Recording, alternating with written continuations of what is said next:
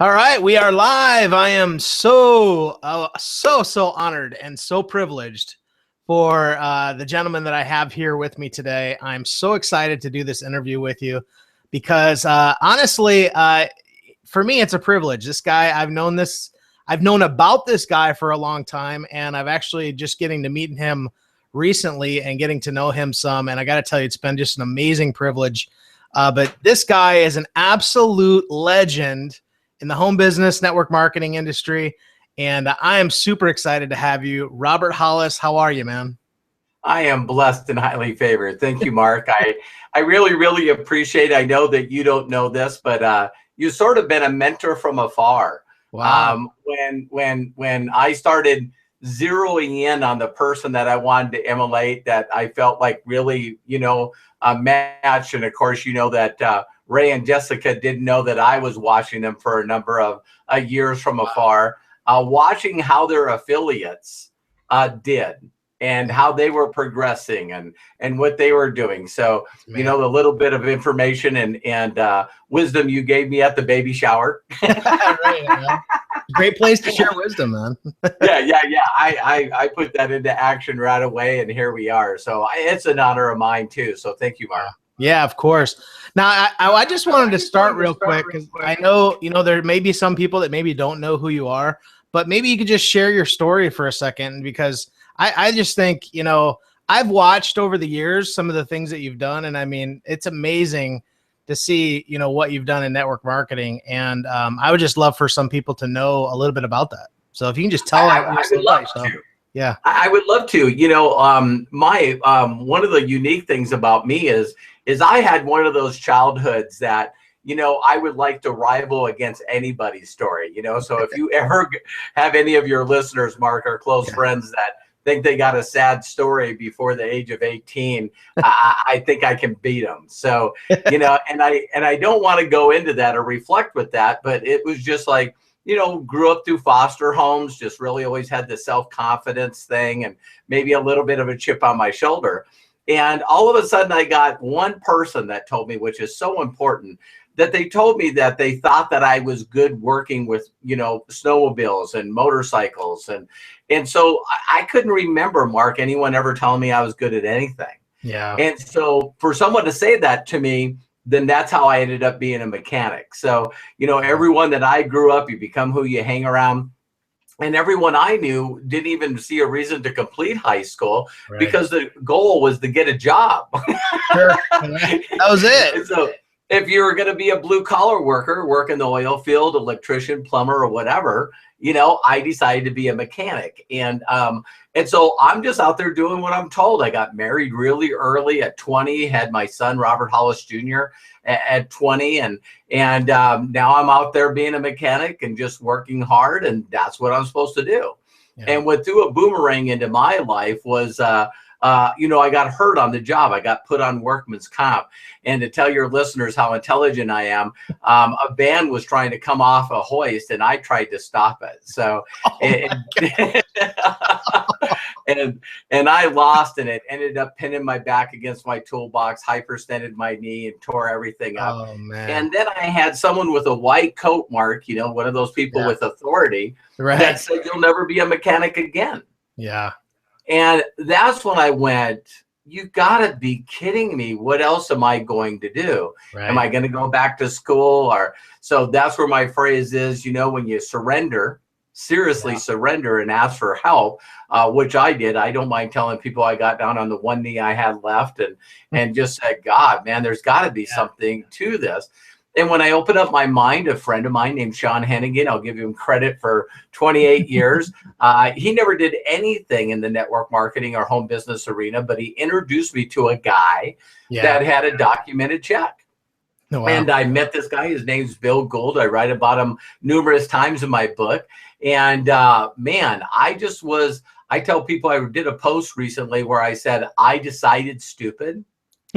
And what I mean by that is I knew I didn't know anything about success, marketing, entrepreneurship. I didn't even know what the word entrepreneur was. I've never heard of it. I didn't know what network marketing was. I didn't know what Amway was. I didn't know anything. And so I just really simply said to my mentor, listen, tell me exactly what I need to do. Right. And I did what he told me to do. I made $10,000 my first 45 days. I made $258,000 my first year, 520 my third, 785 my second, 785 my third, made over $1 million before I was 30. And so it's still to this day, Mark, what's hilarious when I hang around people that are experts in the network marketing industry, they do about 80% of the stuff that I've never heard of. I go, because my mentor taught me way different. I never did a three-way call. I never did a home meeting. I all this stuff that they say that you got to do. I'm going, wow. 28 years ago, we didn't have cell phones. We didn't have the internet. So it's pretty interesting. And so, that's been 28 years ago. And now, my biggest claim to fame is I've helped 46 people make over $1 million a year. 7 of them own their own network marketing companies that do over $800 million. One of them. Is that all? Yeah. And my sons followed me. So now I got Robert Hollis Jr. that's made over $1 million in commissions, and got my son, Matthew, that him and his wife, Hannah, doing everything online, building network marketing, what everybody said you couldn't do. And they've made over $7,000 a month. And so now I'm a grandfather, and here I am today, learning some new skills from people like you. That's awesome, man. That is so cool. That's a great story. Thank you. That's amazing. But I want to ask you, since you've gone on to create such an amazing business, and you've had an amazing career in this industry, what do you think, if you had to narrow it down? I mean, you went on very quickly and really came out of the gate and made a lot of money. What do you think, if you had to pinpoint it to help people, what do you think really helped you succeed? Because this is, how long ago was this again when you got started? Like 20 years ago, 25 years ago? 28 years ago. 28 years ago, yeah. Yeah. So, if you had to narrow it down, what would you think? I know exactly what it is. Yeah.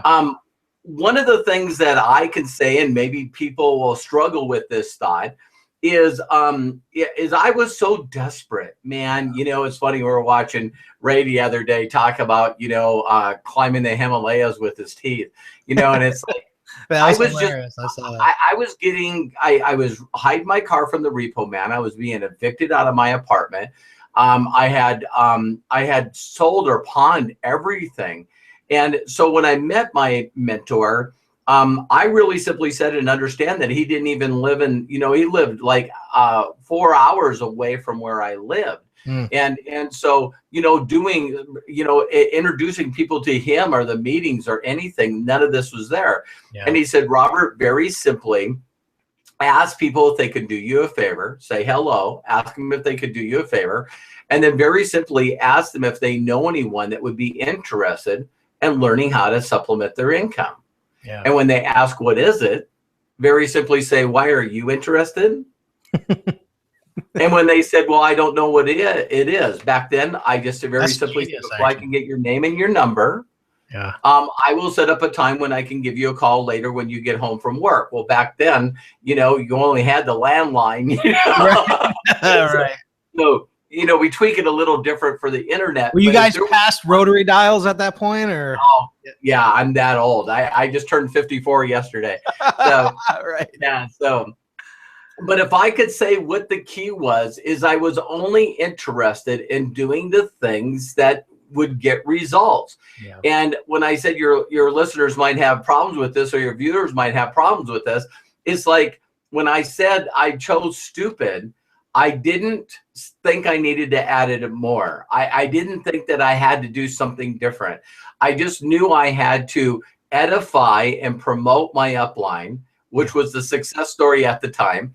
And then what I did is I got them in front of it. I set a time to go meet with them and put them in front of a video at that time, a VHS tape. Oh, no. In fact, the first videos I got from my mentor were beta tapes, if you can believe it. Oh my gosh.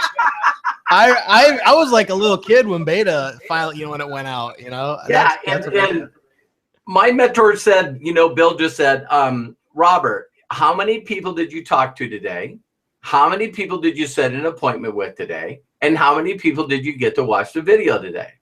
And those were the only things that I could do. So now he did challenge me, which I think is unique, is he said, well, how fast do you need to make money? And I said, I'm going to get kicked out of my apartment by the end of the month. and he said, listen, I don't know if you're like me, but I put 70 people in front of this video in my first 30 days. Wow. Let's say you're half of me. And I go, I'm not half of anybody. Right. And that was a personal challenge to me. And I got 72 people to watch that video in my first 30 days. Wow. And why I say my first 45 days is the companies back then only paid every month, like affiliate marketing, and they didn't pay until the 15th of the next month. So there you go. You make sure it all fits in there, you know? Yeah. And so, yeah, my biggest key to is I believed 1000%. I seen his check. It was $62,000. It was attached to the stub. And then he had a 3-ring binder with other people's color copies of their checks, along with their picture and a little thank you, Bill, for helping me. I would have never done this without you. And they ranged anywhere between $6,000 to $20,000. And so I seen that it worked for him. I seen that it worked for other people. And I even remember asking him, Mark, I go, what'd you do before this? Well, I didn't understand how network marketing worked. So he said he used to install car stereos. Yeah. And I said, how long have you been with this company? He said 3 months. And I went, wow, $62,000 in 3 months. I had no idea that Herbalife in 1985 just had trouble with the Food and Drug Administration. And so they had a bunch of bad press. So a bunch of their leaders left there. That's when Jim Rowan retired. And a bunch of their leaders left and went to a company called NSA, now known as Juice Plus. Oh, yeah. Yeah. So he was bringing over like Jeff Roberti, their whole entire group. And I'm like, $62,000. And here's another thing I think that your listeners will love. I did not look at making $62,000. I kept saying to myself, can I do 10% of what this guy does? Right. Because $6,000 that's more than I've ever made it a mechanic. Yeah, absolutely. No question, you know, it's amazing. So that's what I did. And I'm pretty simple guy, man. I haven't changed much. I've adapted it to online, which is really fun. And you know, some of our groups with some of the things that I learned, we put over 750,000 people into a company in 4 years. And we were having, you know, 510, 520 people enrolling with money in our group a day. And so that is insane. Yeah. That is insane. Fun times. Yeah. That's awesome. You know, I have to tell you, like, I really relate. You know, you were saying that one of the things that really helped you succeed was you were in desperate mode. You had to make something happen. And I look back even on my story, and I remember I was living in Chile, and there was a point where, you know, I was doing some little side work here and there, and I had this knowledge, and I literally had $7 in my bank account. And I remember walking into the kitchen, and my wife said, you know, we need food. We're out of food. And I'm thinking, I know I'll be fine for a couple months. You know, I got some spare here. Insulation. And I literally at that moment went into desperation mode. And it was 90 days later, I had my first 5-figure month. And I don't know what it is, but I think sometimes, and, you know, I just think that sometimes maybe we got to trick our mind to get into desperation mode sometimes, because it really comes down to how bad you want it, you know, and if you really want it, you're going to go after it. It is. And I'll tell you a way that I tricked my mind since you brought that up. Yeah, that's perfect. When my son, Robert Hollis Jr., wanted to do this profession, and I had retired, sort of like semi-retired in 2001. And so he wanted to come into industry, and that was like 2008, I think. I don't remember. It was the beginning of 2009. And so what I did with my lifestyle, not bragging, but it's pretty awesome, is we found one of these monthly rental hotels that you could rent that was really close to the office space of this new company. And then I rented a van. an old van. I mean, the brakes squeak so bad. And then I don't like, and for people who might get mad, I'm sorry, I don't like Denny's restaurants for some reason. I don't. And so what I told my son is me and him had to share a room in this hotel, rented that van, and we ate at Denny's every day until our income that we were earning from the new thing would say that we couldn't. Right. Now, this is while I got beautiful vehicles sitting in a garage, beautiful home. And I do that to myself because I put myself in a quote unquote pissed off mood. Right. So I didn't sleep good last night because of this place. I'm up early. I know how to get out of it by seeing how many new people I can talk to a day. That's like totally backing yourself in a corner, so to speak. Yeah, and this is in 2009, and me and my son enrolled 608 people in our first 60 days. Wow. That's so hardcore. From nothing. And most of the names that we found were off a real popular social site called MySpace. Yeah. That was before Facebook. I know. When I first started getting online, MySpace was the big thing. I mean, hey, I'm telling you. I remember buying a little program called MySpace Secrets by Jonathan Budd, you know? Oh, wow. That long ago. That's crazy. He had it, and I remember setting up a MySpace page, and I got, trying to do all this, and it was weird. I never thought about it. I don't ever remember canceling my MySpace page. Maybe it's probably still there. As a matter of fact, you want to know something funny? It's so funny you say that. Like literally last week, I was like, "Hey, I wonder if my MySpace page is still there." And sure enough, it's still there. Oh my! We all had Todd as our friend, wasn't it? What is his name? Todd. Which one? Oh yeah, Todd. Yeah. That's crazy, man. That's wild. Good times. Well, I'm glad you bring this up, and because this is kind of a question I wanted to ask you. You've been around in network marketing, home-based business for 28 years. So you saw it and you worked this thing and you were massively successful before the internet came along. Right. So I got to imagine that you have seen like this massive shift happen over the last number of years. And I'd love to hear your perspective on it toward social media specifically. And, you obviously you're very involved now in social media and your sons and things like that. So I'd love to hear your perspective on that because I think it's very important, Well, let's bring it all the way back to the basics. If we bring it back to the basics, people will understand that they should be using internet and 100% be using internet. Yeah. I remember the day that I had to set up appointments, sounds like I could be your parent. I walked in the snow, chest deep, uphill, both ways. Right. For 4 miles. Cans. Right. But no, I remember setting up appointments by calling on a landline after people got home from work. Then all of a sudden there was this incredible progression in my business because I actually could use pay telephones. Can you flip and imagine that? So I would set up camp, in phone booths, never came out as Superman, but felt like you have truly seen the transition. I love this. Yeah.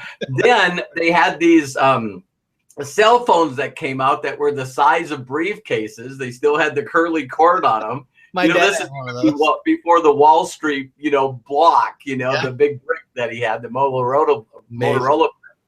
And I look at today, and if a person just mapped out, I remember having a pager, and when you map out today what a smartphone can do. Yeah. So let's talk about basics now. Basics really simply are getting new people in front of an effective presentation. Yeah. So if you went all the way back 28 years and I could mentor you, I would say, listen, Mark, you got to introduce yourself to people. You got to do it with some enthusiasm, build a little bit of rapport, and then you got to learn to invite properly. Now, if you invite to a person, not a company or a product or, a comp plan, to a person, and you properly edify and promote that person, then you can set up a meeting. It does not have to be person to person. In my case, it was always on video. So now that was 28 years ago. That's what I'd be teaching you. Yeah.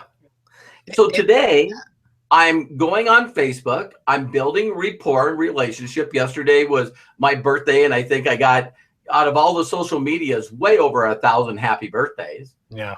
And you might say to people, wow, that's impressive. I'm not trying to impress you. I want you to feel what it feels like to have 1,000 people reach out and thank you and say happy birthday. That's amazing.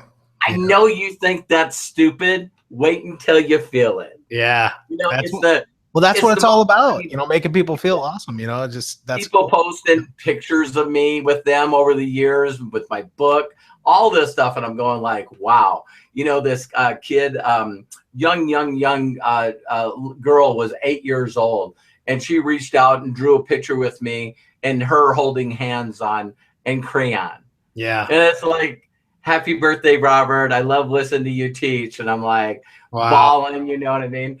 And so, you know, people think it's about money. It's not even close. So today I build relationships with people. Now, when I build relationships, I like to use reciprocity. So there's a lot of stuff that I've gathered over the years, and I have always had certain links on the internet that I would send people saying that this book or this audio or, you know, this thing really, really touched me. One of my favorite giveaways is Og Mandino's The Greatest Miracle in the World. I read it to a lot of people, Mark, that struggle like I did with self-confidence, self-worth, self-esteem.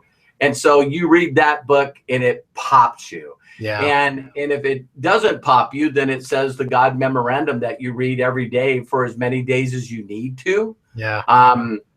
You know, so that really is something that I'll say to people, listen, it's on my blog. You know, here it is, my website, you know, I'll send it to them and they send back and went, okay, so I'll stop being a victim. I'll stop crying. I'll stop whining. Right. And then that usually impacts them emotionally enough where they're saying, well, what do you do? I don't understand really what you do. And that's when I can choose to share with them an effective presentation and share with them, you know, if I was doing something where I was brand new in this business, I would definitely find someone I resonated with, like you, and be very good at knowing your story. I know your story better than you. And I would be good at edifying and promoting you and saying, listen, I need you to look at Mark's stuff. And Mark's teaching me, Mark's helping me.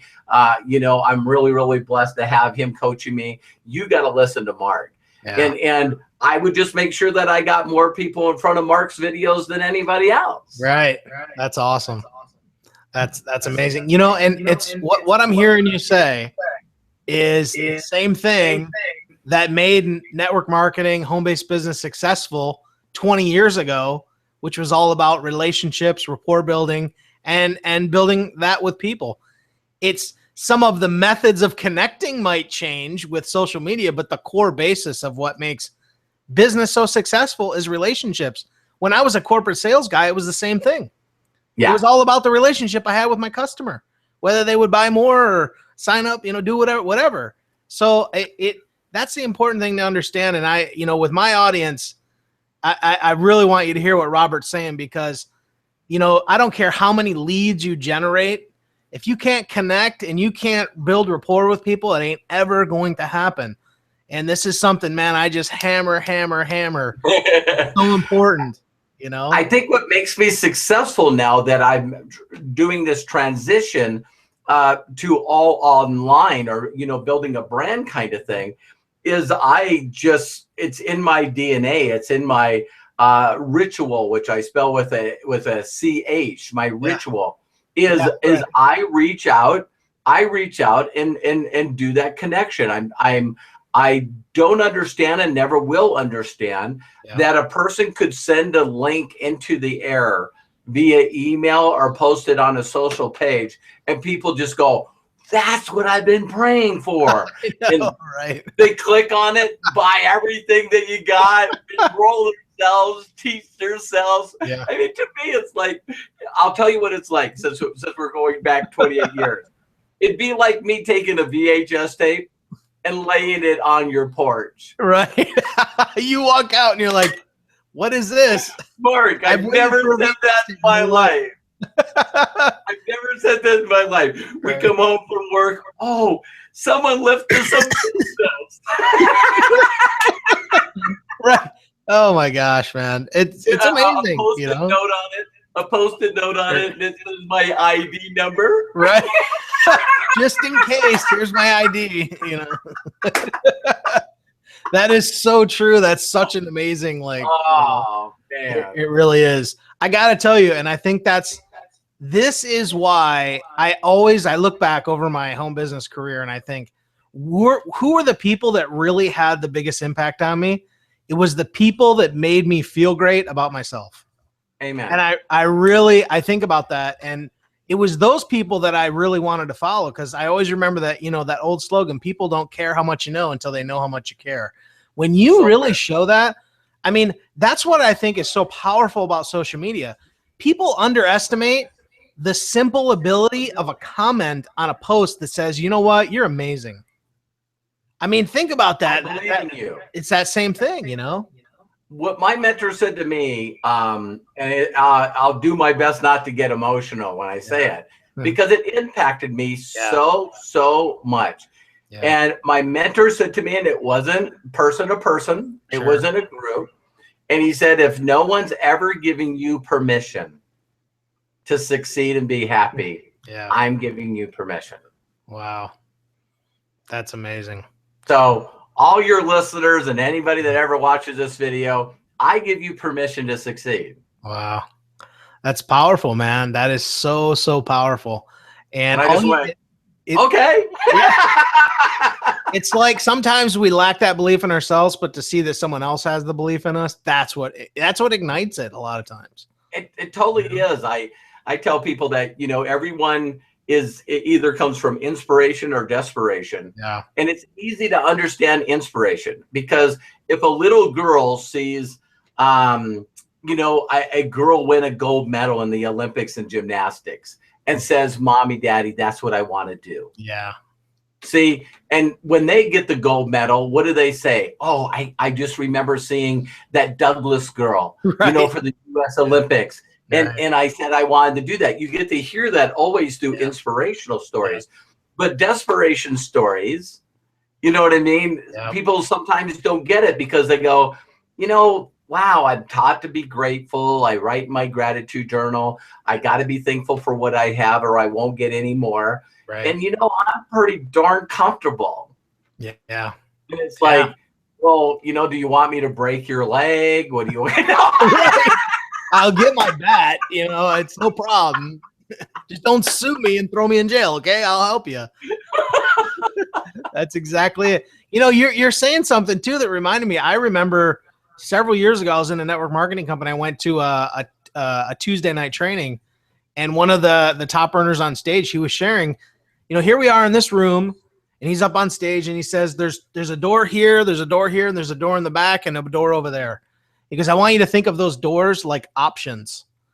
And what happens is when those doors are open, that's what they have this idea that they still have options if this thing doesn't work out.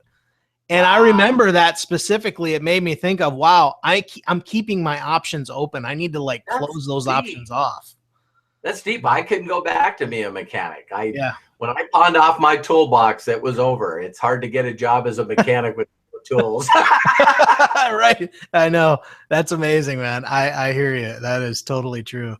That's just some awesome stuff. Well, you know, I wanna ask you one more question, and because I'll tell you, in my time in this industry, and I know you've seen it too, and for me, one of the biggest tragedies of our industry is the people that quit too early. You know, and it breaks my heart every time I see somebody quit, because honestly, it took me, I started in the home business industry in 2000, and I didn't start having success till 2012. So for me, I thank God every day that I never quit. And I guess, you know, for me, I just want to ask you, like, if you could speak directly to the brand new person who's just getting into this, they have no clue if this thing's ever going to work for them. What would you say to them? Because I think, you know, that's one of the most important things, you know? Well, I agree with you. I agree with you. And when I look back at my success, you know, people ask me, wow, that's amazing. It's hard to believe that you got success that easy. Yeah. And here's where it was hard work. But if everyone out there would just, you know, one of my favorite shots in fact, if I showed it to you, it's above here. Oh yeah. But it's Karate Kid. Oh yeah. Amazing. I love the part where he says, "I'll teach you." Yeah. But you can't ask any questions. Right. And he says, okay. And he goes, "First wash cars." And he goes, "Yeah, but," he goes, "I." Right. Yeah, and every time he asks, you know, and finally when he's walking around the way, I remember he says, "Where'd these cars come from?" And he turns around and he goes, "Detroit." You know, but you know, wax on, wax on, wax off. And what I want to tell the people here is that if you were going to learn to dance, let's just say that you made a decision that, let's say someone as a family member or a friend member was going to get married, and they're going to get married in August. You got the invitation, everything. And all of a sudden, we see this now, very rarely, but we see this where all of a sudden the whole, you know, wedding party learned to dance. Yeah. Or the father and the daughter learn to dance. I get chills when I say that, or the groom. And if you're going to have a large gathering of people there, wouldn't it be cool? And I know everyone that I'm talking to has done this. Yeah. Wouldn't it be cool to just walk out on the dance floor and everybody's watching, and the next thing you see one of those scenes in a movie where the whole dance floor starts to clear because they're going, "Holy cow. Yeah. Look at that." And what does everybody say when they see that? I wish I would have learned how to dance. Yeah. I should have did that. Yeah. Well, what does it take? A decision. So if you decide to get involved in network marketing, great. You took the first step. Second one, please seek out a mentor that's documented. Yeah. Please. Yeah. Third, stay connected and keep practicing. Yeah. Because if every one of us decided today that we're going to have this competition in August, right? And we make a commitment, we go find a dancing instructor that's documented, we got to frickin' show up. We got to frickin' practice. Right. There's no way. So if you don't practice, well, of course, you're going to go through those three things that everybody goes through. When you first get in there, you know you're going to dance bad. You know everyone's going to laugh at you. But they make you feel good that everyone laughs at each other. You can see everyone struggling at the same time. Right. You don't know that other people are struggling if you're not connected and you don't share that. Right. See, and I think that's the hardest part about people. Hey, Mark, listen, you know what? I actually put an ad out. I really, you know, talked to a bunch of people on Facebook. I got absolutely 0 people that come into my contact manager, and I contacted with nobody. And everybody goes, "Oh, me too." Right. And people go, "Oh, really? So I'm not an idiot." Right. So this would be the same thing. Yeah. Is all of us learning to dance, and we're stepping on people's toes, and we're not remembering steps, and we look silly, we look awkward. If you keep practicing, it gets smoother. And when you keep practicing, it's like the way we walk and talk today. You know, some of you are watching Mark and I go back and forth on this Google Hangout, and you're going, "Oh, they look so comfortable." I'd like to know how many times Mark and I have done a video. You and I have never done one. This is our first time, you know? Yeah, but I mean, how many videos you and I have done in our collective to get to this place? Yeah. Oh, yeah. I mean, I'm just guessing probably 2,500 videos. I mean, I've done so many, you know? So here's the thing that I think that people like me and Mark hate. Oh, you guys are just so natural. Yeah.